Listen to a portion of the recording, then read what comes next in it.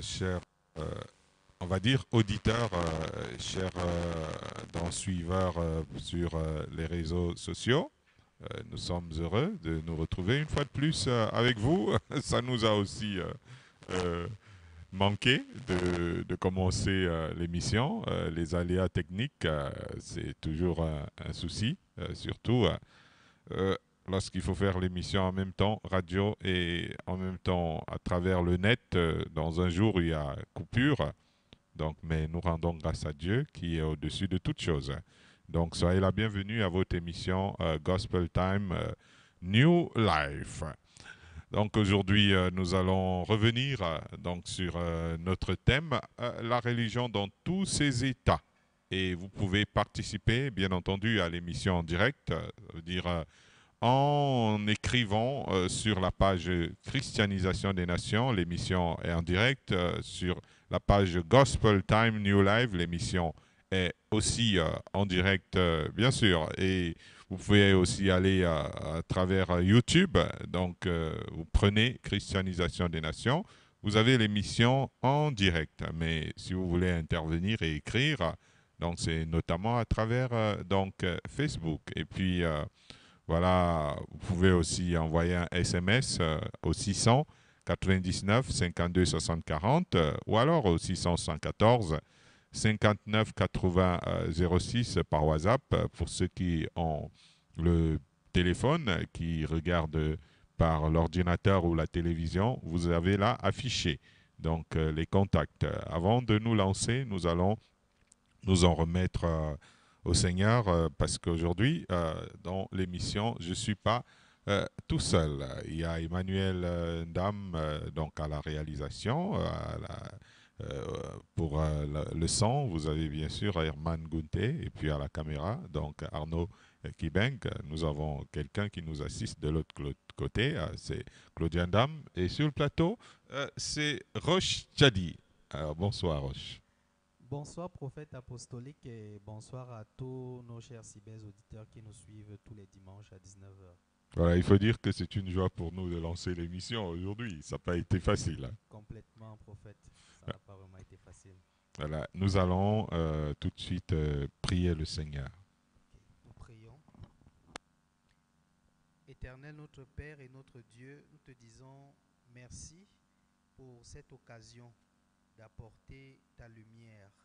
Seigneur, nous prions pour que tu établisses un réseau de communication entre le ciel et ce lieu et que, Seigneur, ton serviteur communique ta parole dans toute sa largeur, sa longueur, sa hauteur, sa profondeur et que cette parole touche les nations. Au nom puissant de Jésus-Christ de Nazareth. Amen. Amen. Notamment pour nos auditeurs de Radio Bonne Nouvelle, Francis Tal est à la commande donc pour vous servir de l'autre côté. Nous allons tout de suite parler de notre thème du jour qui est le culte de l'homme n'est pas chrétien. Le culte de l'homme n'est pas chrétien. Lisons Matthieu 23, versets 6 à 10. Matthieu chapitre 23, versets 6 à 10, il est écrit: Ils aiment la première place dans les festins et les premiers sièges dans les synagogues. Ils aiment à être salués dans les places publiques et à être appelés par les hommes Rabbi, Rabbi. Mais vous, ne vous faites pas appeler Rabbi, car un seul est votre maître et vous êtes tous frères. Et n'appelez personne sur la terre votre Père, car un seul est votre Père, celui qui est dans les cieux. Ne vous faites pas appeler directeur, car un seul est votre directeur, le Christ. Voilà, en entendant ces paroles, ça peut prêter à confusion. Dans la société où nous vivons, et on dirait qu'il en a toujours été ainsi, en lisant ce que Jésus dit ici, on considère beaucoup le rang d'une personne dans une hiérarchie. Cela a rendu la vie des hommes très compétitive à tous les niveaux. On cherche alors à avoir plus de valeur ou de force que les autres, dans l'espoir d'être en tête dans le classement. Il s'agit de tout faire pour être le premier, dans l'espoir d'être, je veux dire, ou parmi les premiers tout au moins, envie à l'assaut des premières places, des titres les plus honorifiques, de l'ascendance sur les autres, etc. À entendre les propos de Jésus plus haut, Dieu ne veut pas que nous soyons motivés par de telles pensées. Celui qui veut être au-dessus des autres ne cherche pas toujours à leur être utile en réalité. Il recherche surtout de l'admiration, des honneurs, du paternalisme même, ou de la domination. Quand un tel esprit s'installe dans les milieux dits religieux, on sombre dans la déshumanisation et souvent à la déification de l'humain. Donc voilà pour introduire notre thème sur le culte de l'homme n'est pas chrétien. Lisons Luc chapitre 14, versets 7 à 10. Luc chapitre 14, versets 7 à 10, il est écrit: Il adressa ensuite une parabole aux conviés, en voyant qu'ils choisissaient les premières places, et il leur dit: Lorsque tu seras invité par quelqu'un à des noces, ne te mets pas à la première place, de peur qu'il n'y ait parmi les invités une personne plus considérable que toi, et que celui qui vous a invité l'un et l'autre ne vienne te dire: cède la place à cette personne-là. Tu aurais alors la honte d'aller occuper la dernière place. Mais lorsque tu seras invité, va te mettre à la dernière place, afin que, quand celui qui t'a invité viendra, il te dise: mon ami, monte plus haut. Alors, cela te fera honneur devant tous ceux qui seront à table avec toi. Voilà, je pense qu'il y a dans ce que Jésus est en train de dire une sorte de rééducation quelque part. C'est naturel de vouloir s'asseoir à la table d'honneur. L'ego est attaché à cette vanité. Le problème se manifeste surtout lorsqu'on fait le je m'invite à la table d'honneur ou au premier siège. Normalement, c'est celui qui t'invite qui, d'après les genres de personnes qu'il a invitées, considère que tu es plus ou moins VIP que tel ou tel autre. Il y aura toujours parmi les convives des personnes susceptibles d'être occupées par des personnes, des places susceptibles d'être occupées par des personnes spéciales. Si tu n'as pas idée de la place qu'il te réserve et que tu tiennes à honorer son invitation, il vaut mieux faire profil bas jusqu'à ce que lui-même vienne à t'offrir la place qu'il t'a réservée avec son protocole.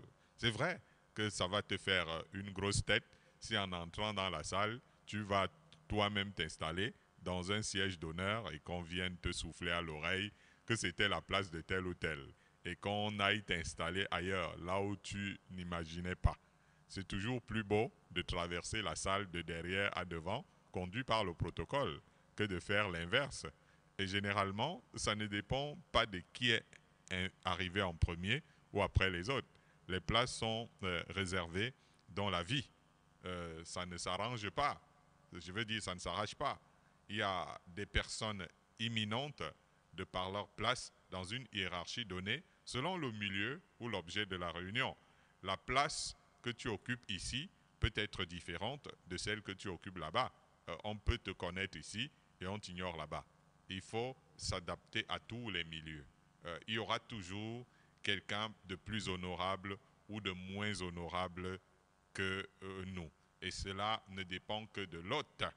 Il n'y a pas à aller lui coller un procès par rapport à la place qu'il vous a donnée. Comprenez seulement la valeur que vous avez à ses yeux selon qu'il vous reçoit. Et il n'y aura jamais de première place pour tout le monde. C'est destiné selon le lieu et la circonstance.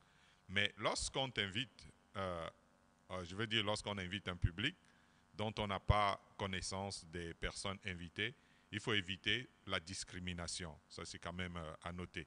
Jacques dit dans son épître, supposez en effet qu'il entre dans votre assemblée un homme avec un anneau d'or et un habit magnifique, et qu'il y entre aussi un pauvre misérablement vêtu. Si, tournant vos regards vers celui qui porte l'habit magnifique, vous lui dites, toi, assieds-toi ici à cette place d'honneur, et si vous dites au pauvre, toi, tiens-toi là debout, ou bien assieds-toi au-dessous de mon marchepied, etc.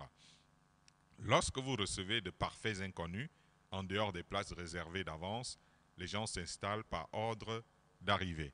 Donc, écoutez, nous sommes en train de parler du culte de l'homme qui n'est pas chrétien. Et je sais que nous avons engagé à tout rompre, mais nous allons quand même nous détendre un peu avec quelques minutes de musique, si tout est prêt du côté de la réalisation.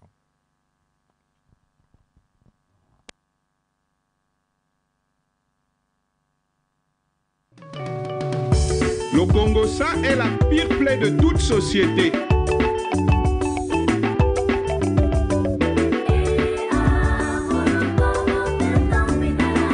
Morompo badinge dula te tangminala wo.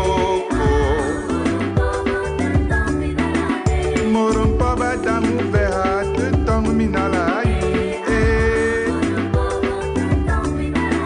Atongendonga beri veha te tangminala wo. Atongendonga baridea te tangminala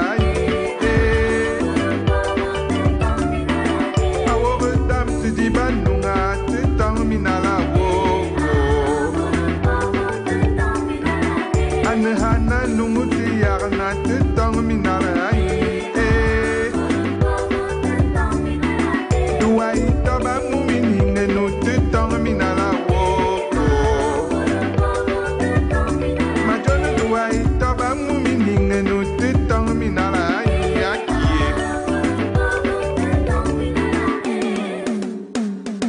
Abalo Congo-Ça.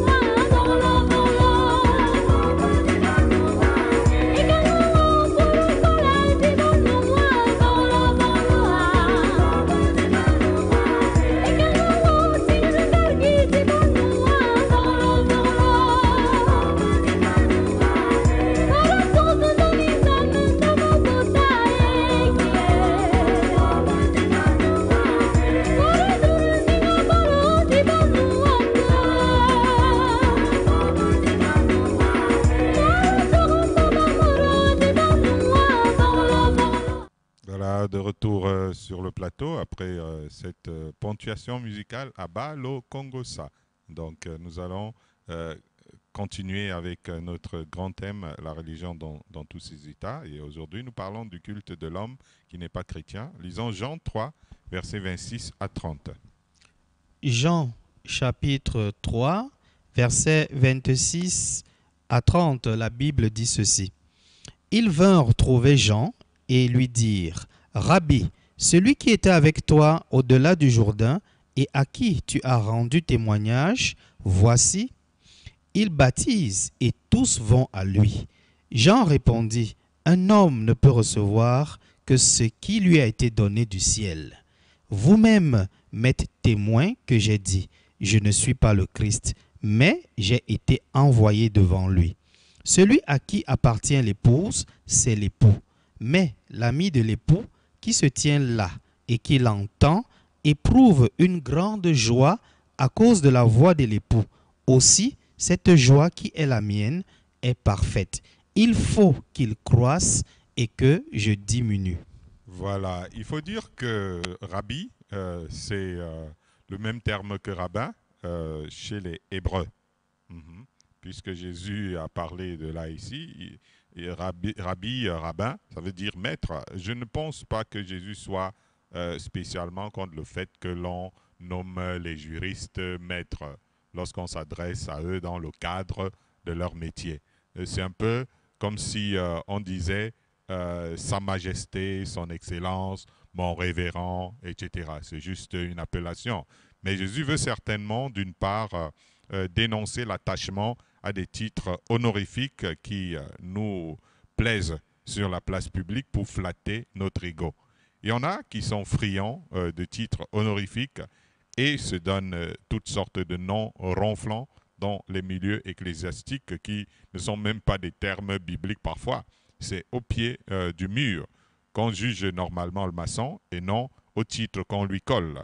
Ce n'est pas parce que nous exerçons la responsabilité et le pouvoir sur le lieu où nous sommes installés en tant que leaders que nous devons nous imaginer propriétaires du peuple de Dieu.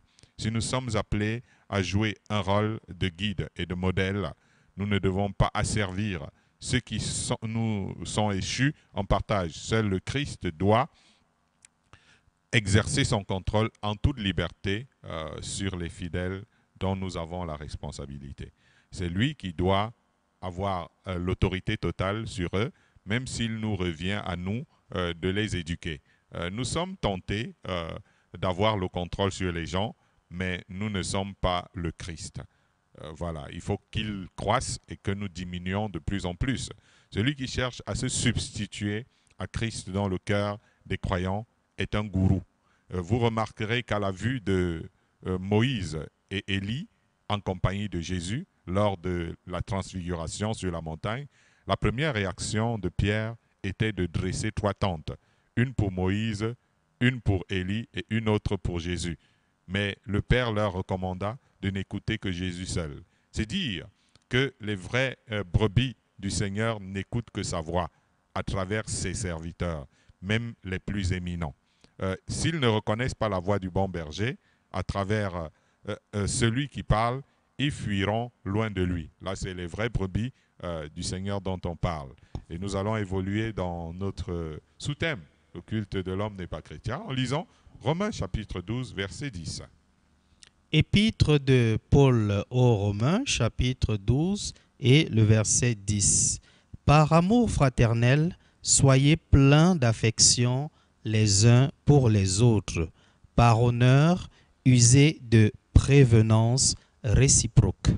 Voilà, vous êtes tous frères, dit Jésus.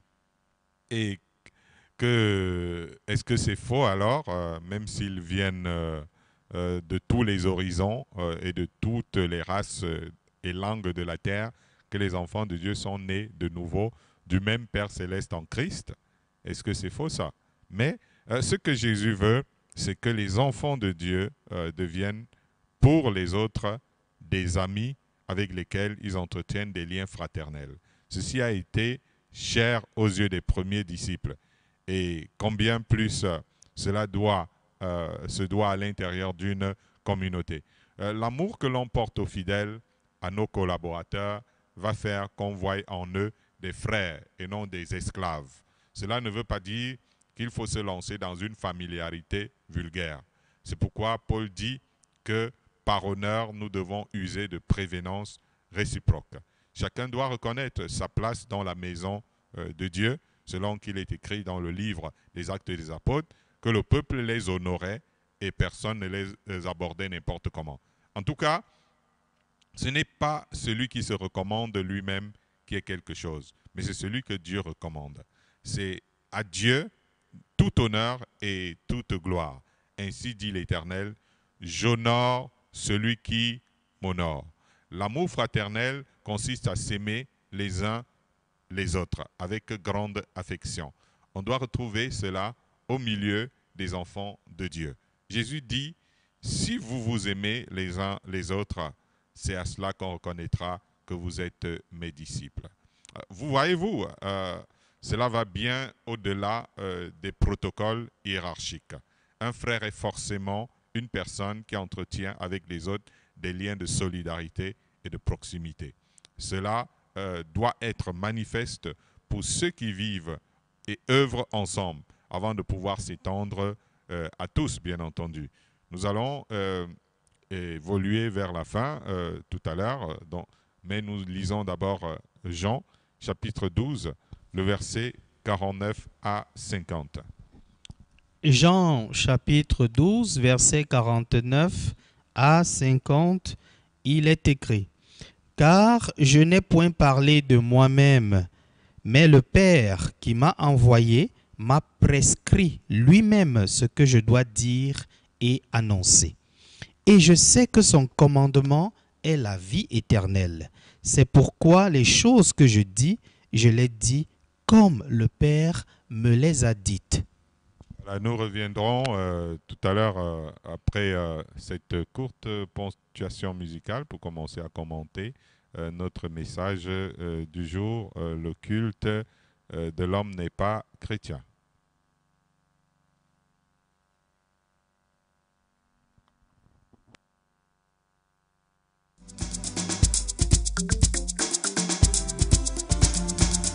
Avec Jésus, je suis plus que vainqueur.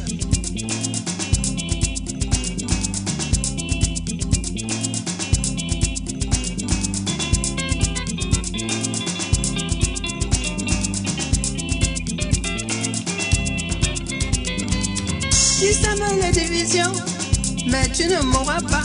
Quand j'ai reçu le pouvoir de marcher sur les divisions, tu sèmes les divisions, mais tu ne mourras pas. Quand j'ai reçu le pouvoir de marcher sur les divisions. Satan, tu ne mourras pas, tu ne mourras pas. Satan, tu ne mourras pas, au nom de Jésus. Satan, tu ne mourras pas, tu ne mourras pas. Satan, tu ne mourras pas, au nom de Jésus.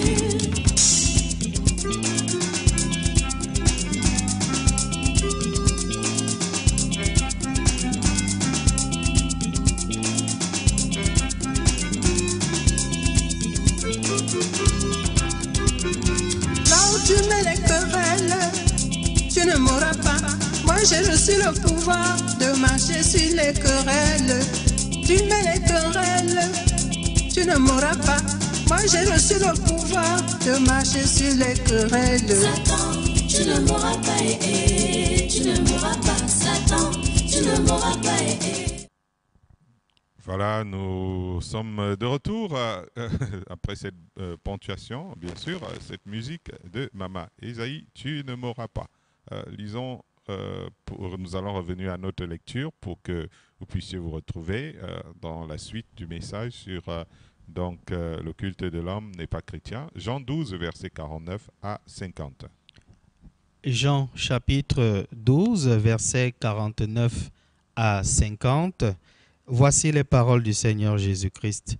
Car je n'ai point parlé de moi-même, mais le Père qui m'a envoyé m'a prescrit lui-même ce que je dois dire et annoncer.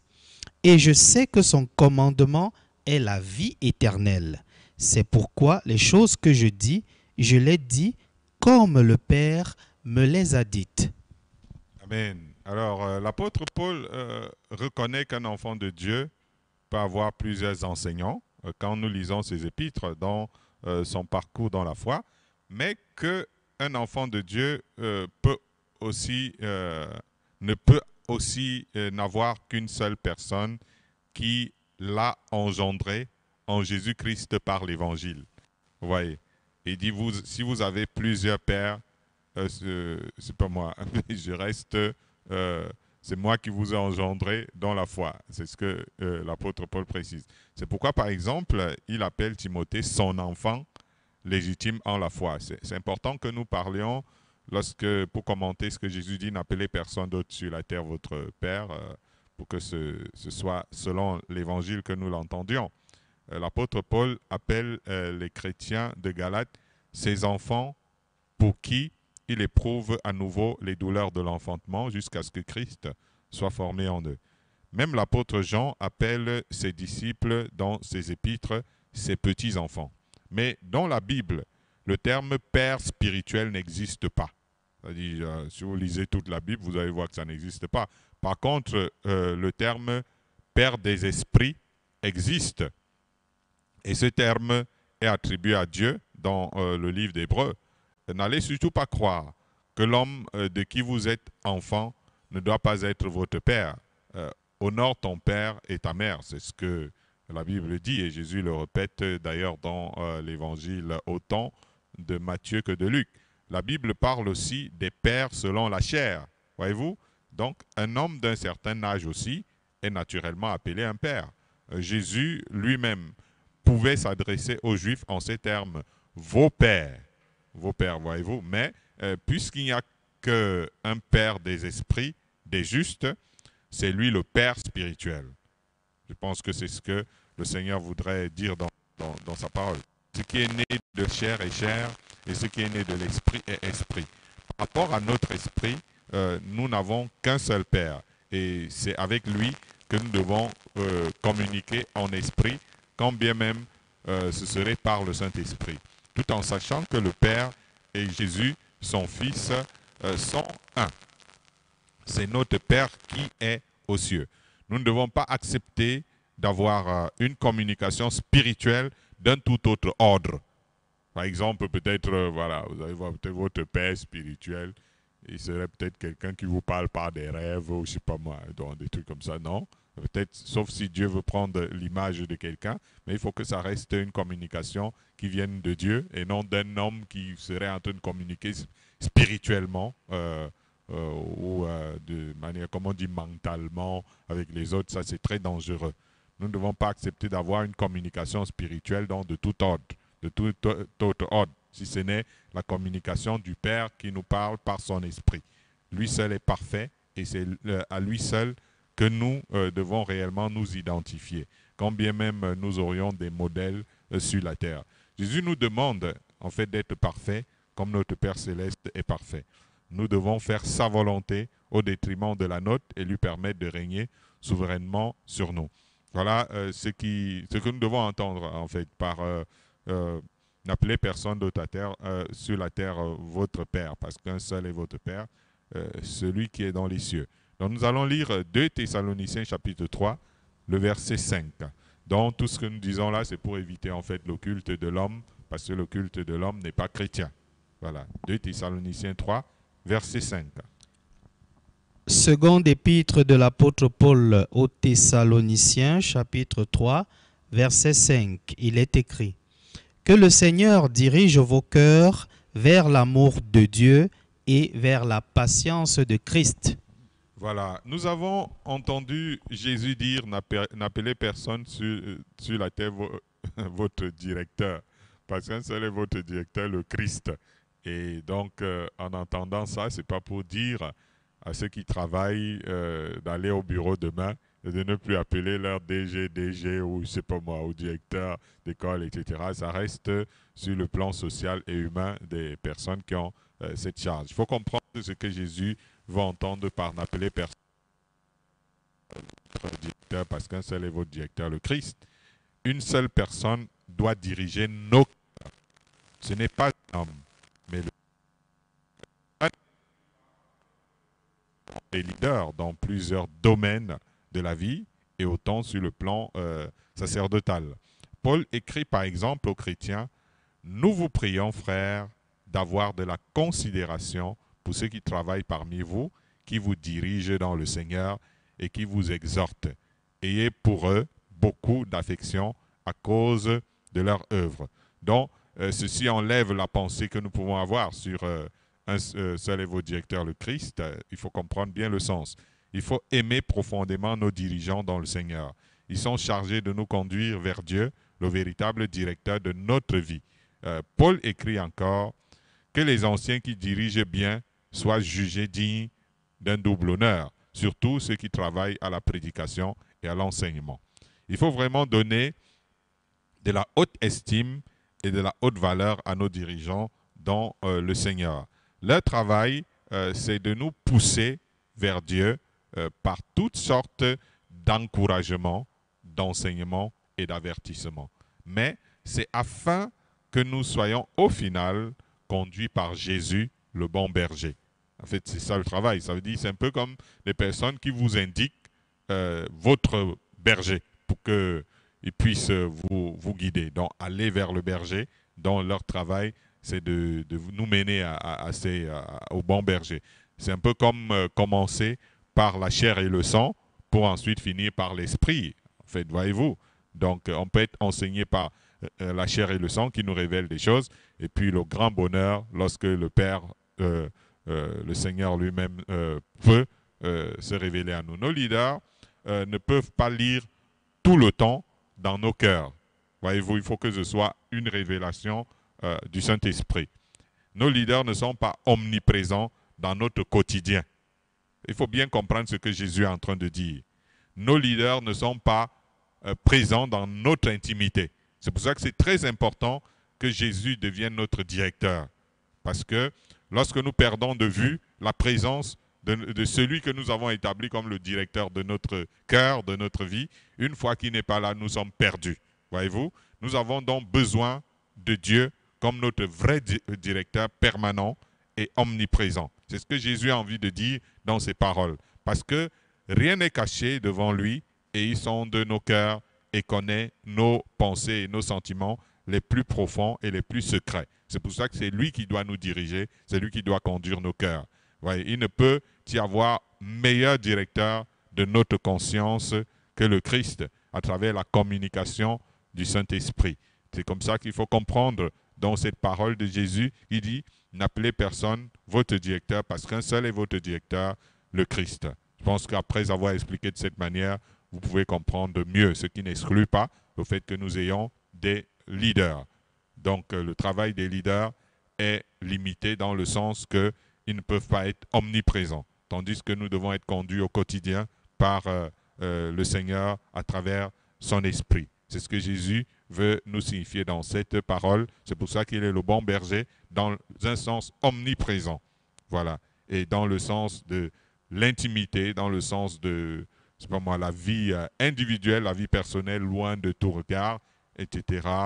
Donc, quelqu'un qui peut nous conduire dans notre cœur et nous donner une sagesse que nous n'avons pas, ne pouvons pas avoir tout de suite de la part d'un être humain. Donc, c'est ça que Jésus dit par un seul est votre directeur, le Christ. Nous allons lire un dernier passage par rapport à notre thème et vous allez comprendre que ce n'est pas pour essayer de choquer ou de crier sur qui que ce soit, mais c'est pour vraiment que nous comprenions que le culte de l'homme n'est pas chrétien. Parce qu'il y a toujours des limitations et des tas de trucs qui font que Dieu seul doive recevoir toute l'adoration, la première place dans notre vie que nous ne devons pas donner à un être humain. Disons Jean chapitre 20, verset 31. Jean chapitre 20, verset 31. Mais ces choses ont été écrites afin que vous croyiez que Jésus est le Christ, le Fils de Dieu, et qu'en croyant, vous ayez la vie en son nom. Voilà. Jésus dit que lui seul, il dit que lui seul, il est le directeur, un seul est votre directeur, le Christ. Le Christ. Voyez-vous, ne considérons aucune autre personne dans ce monde comme étant pour nous un Messie. Donc ça, c'est très important. Il n'y a pas de Messie. Il n'y en a qu'un seul. Les autres qui se prennent pour des Messies deviennent tout de suite des séducteurs. Les 4 évangiles ont été rédigés pour que tout le monde entier, pour que tous les hommes sachent et croient que Jésus-Christ, Jésus en fait, est le Christ. C'est du fait qu'il est le Fils de Dieu qui impose son messianisme, parce qu'il n'y a pas le Fils unique de Dieu, il n'y en a pas un autre. Donc ça impose son christianisme, son messianisme en opposition à tout autre homme ayant vécu sur la terre. Voilà, son nom est au-dessus de tout nom et se manifeste par le salut des âmes, parce que vous ne pouvez pas sauver les âmes, ni chasser les démons, ni guérir les malades par d'autres noms. C'est le nom de Jésus. La guérison des malades, la délivrance des captifs, des miracles extraordinaires se font par son nom, ce qui ne peut pas être le cas en utilisant le nom de votre leader, je ne sais pas, ou quelqu'un d'autre. Aucun autre nom ne fait ces choses. Le Christ, c'est le Fils du Dieu vivant et non un Dieu des morts. Jésus dit qu'Abraham l'a vu, que David l'a appelé son Seigneur. Autrement dit, le Christ n'est pas le fils de David, mais il est le Seigneur de David. Jésus a tout fait pour le révéler aux Juifs. Donc, David l'a ainsi déclaré dans un de ses psaumes. Il dit, le Seigneur a dit à mon Seigneur. Vous voyez, ça veut dire David, il avait son Seigneur qui était le Christ. Et contrairement à ce que beaucoup de gens peuvent penser, il connaissait très bien la différence entre son Seigneur et le Seigneur de son Seigneur. Voyez-vous, C'est pour ça qu'il le dit. Il dit, le Seigneur a dit à mon Seigneur, assieds-toi à ma droite jusqu'à ce que je fasse de tes ennemis ton marchepied. Et Jésus finit son propos ainsi. David lui-même l'appelle Seigneur. Comment donc est-il son fils? Donc ça, c'est très important de voir la dimension de Christ par rapport à tout autre homme, fût-ce un homme selon le cœur de Dieu comme David. Les anges, le jour de la venue de Jésus au monde, dans sa naissance du ventre de Marie, ils ont déclaré qu'il est né le Sauveur, le Christ, le Seigneur. C'est lui le Saint de Dieu qui a les paroles de la vie éternelle. Et donc personne ne saurait se passer si ce n'est à son préjudice dans ce monde. Je dis, et il dit, Jésus va dire lui-même, pour rappeler ce qui est écrit dans la loi, ne fallait-il pas que le Christ souffrit ces choses et qu'il entrât dans sa gloire? Marthe, par exemple, parce qu'elle croyait que Jésus était le Christ, le Fils de Dieu, Marthe, la sœur de Lazare, elle pouvait comprendre que Jésus soit la résurrection et la vie. Notre devoir d'appeler et notre devoir d'envoyer de Dieu, ce n'est pas d'usurper la place de Christ, c'est de prêcher le Christ dans le monde entier. L'Église de nos jours pense avoir le temps de prêcher la prospérité, tandis que ceux de l'Église primitive s'évertuaient à faire connaître au monde entier que Jésus est le Christ. Toute la Bible démontre que Jésus est le Christ et tout le monde en a besoin. Lorsque vous lisez les épîtres, vous allez voir, notamment dans le livre des Actes des Apôtres, qu'il s'évertuait à vouloir que tout le monde sache que Jésus est le Fils de Dieu, que Jésus est le Sauveur du monde, que Jésus est le Messie. Voilà, dont tout le monde avait besoin, le Christ. L'apôtre Paul écrit, « Le Christ qui est au-dessus de toutes choses, Dieu bénit éternellement » et il termine son propos avec un grand Amen. Jésus n'est pas au niveau des hommes. Jésus est au-dessus de tous, il est au-dessus de tout. L'apôtre Jean va écrire « Qui est menteur, sinon celui qui nie que Jésus est le Christ ?» Celui-là est l'antéchrist qui nie le Père et le Fils. Et aussi, quiconque croit que Jésus est le Christ, celui-là est né de Dieu. Nous n'avons pas besoin de nous faire adorer des hommes, nous avons plutôt du pain sur la planche et faire en sorte que l'on sache que Jésus est la tête. Il est le chef suprême de l'Église parce que l'Église est son corps dont toutes les places et les honneurs doivent lui être remis. Et nous autres, nous devenions des instruments qu'il utilise, soit des vases d'honneur, soit des vases vils, selon son bon vouloir. Que Dieu vous bénisse. Amen. Voilà, merci, prophète apostolique, pour ce message dont nous rappelons le thème « Le culte de l'homme n'est pas chrétien ». Dans le grand thème, la religion dans tous ses états. Voilà l'enseignement de ce soir, il a été élucidé. Le prophète apostolique s'est étendu de long en large pour expliquer pourquoi le culte de l'homme n'est pas chrétien. Allons nous souffler en musique ou alors, voilà, je pense que nous allons prendre une respiration musicale, le temps pour vous, chers fidèles cyberauditeurs, de préparer et de peaufiner comme ça vos questions.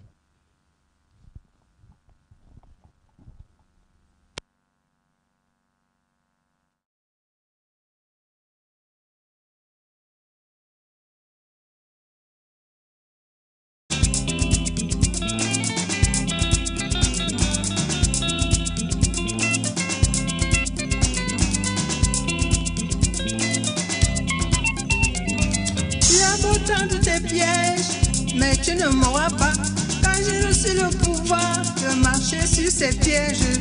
Tu as beau me séduire, mais tu ne mourras pas, car j'ai reçu le pouvoir de marcher sur la séduction. Satan, tu ne mourras pas, tu ne mourras pas. Satan, tu ne mourras pas, au nom de Jésus. Satan, tu ne mourras pas, tu ne mourras pas. Satan, tu ne mourras pas, au nom de Jésus. Oh là là.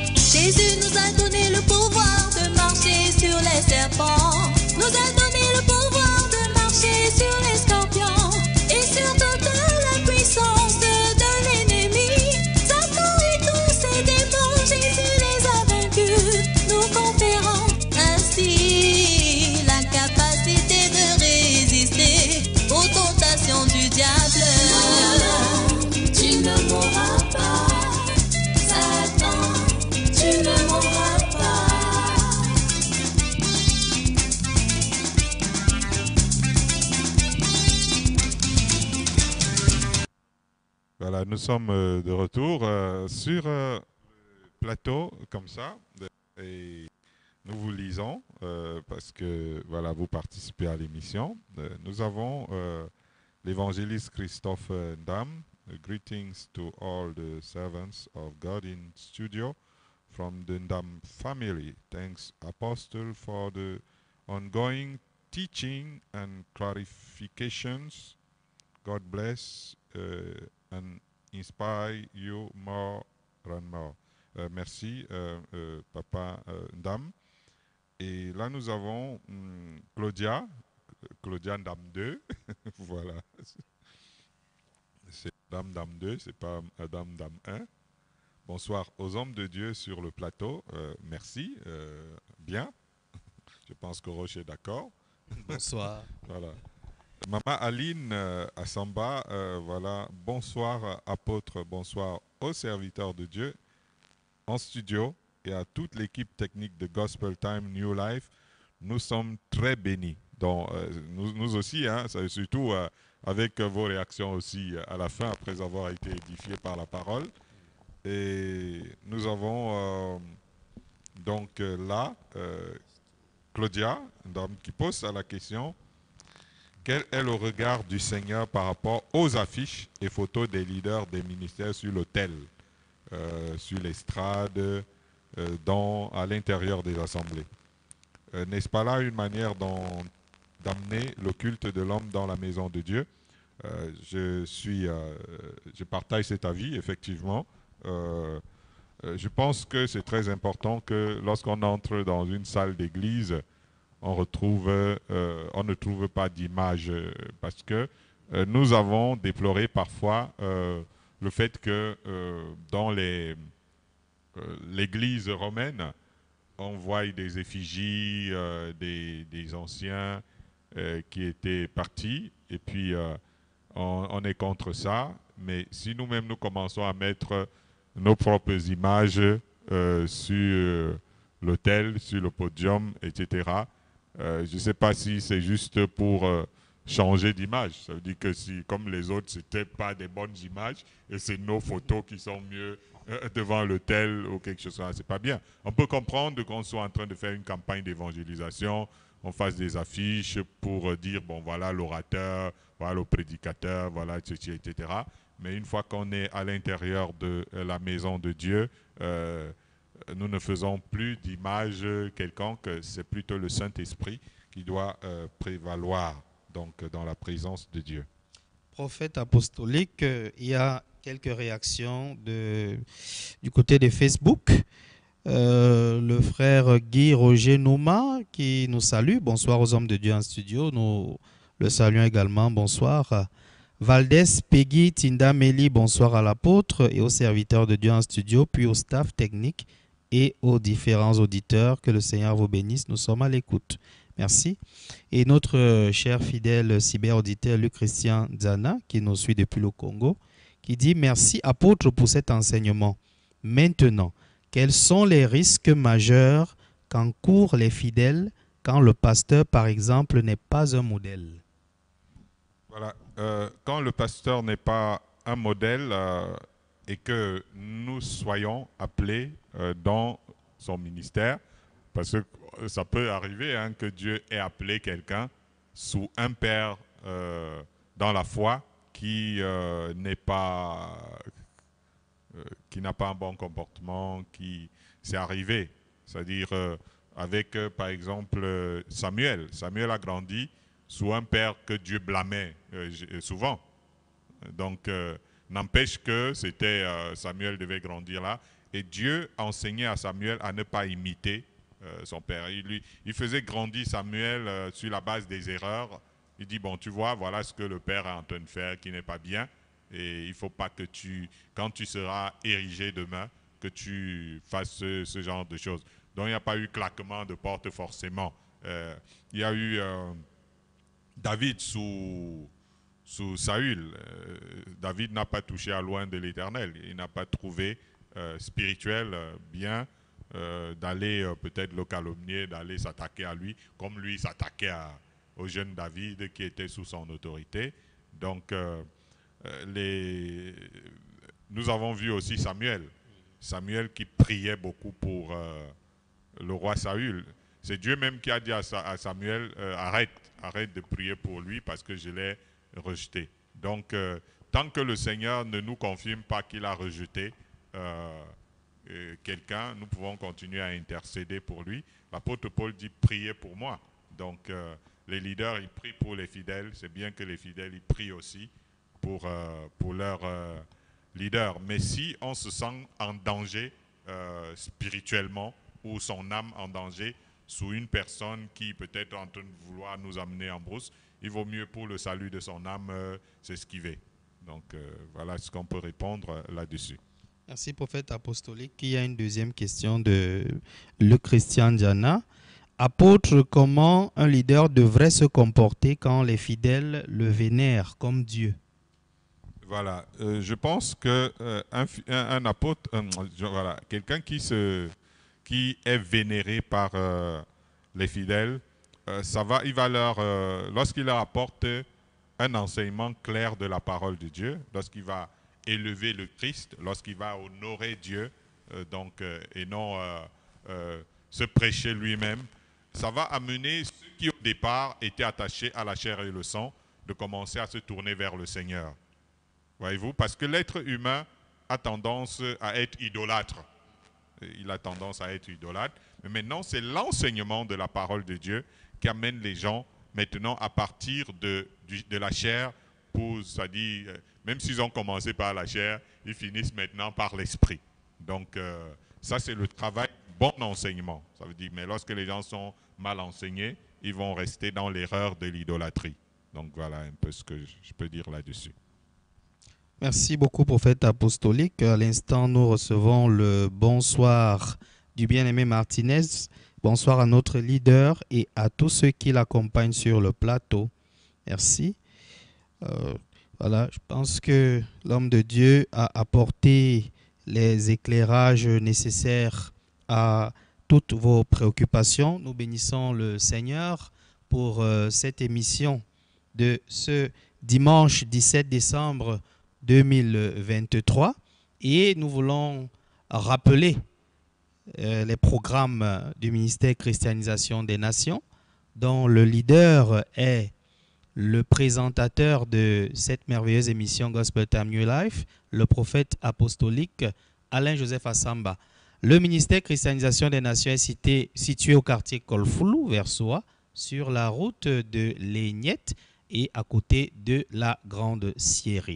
Nos programmes, nous avons culte samedi à partir de 15h précises. Et si vous n'êtes pas dans la ville, vous pouvez nous suivre sur nos différentes plateformes web à partir de 17h pour bénéficier de l'enseignement du jour.